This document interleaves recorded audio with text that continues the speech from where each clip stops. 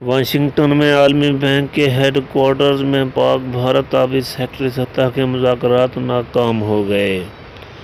مذاکرات میں Bharat Kishanganga Ratle hydroelectric plant کی تعمیر پر پاکستان کے تحفظات دور نہ کیے۔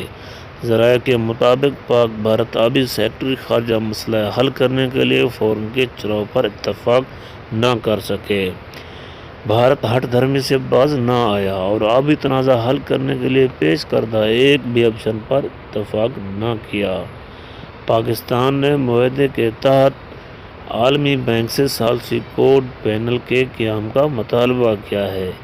واضح رہے کہ مذاکرات میں پاکستانی وفد کی قیادت سیکریٹری واٹر ریسورس ڈویژن عارف احمد کر رہے ہیں، جبکہ پانی و بجلی کی وزارت کے secretary Yusuf Naseem Khokhar Indus water authority کے لیے ہائی کمشنر مرزا آصف بیگ اور جوائنٹ سیکریٹری پانی سید ماہر علی شاہ بھی وفد میں شامل ہیں۔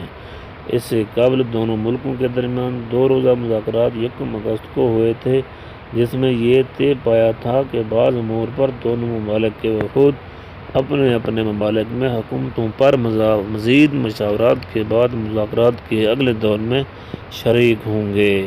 اور میں ہوں اسد علی، آپ دیکھ رہے ہیں کاشف ٹی وی اسلام آباد۔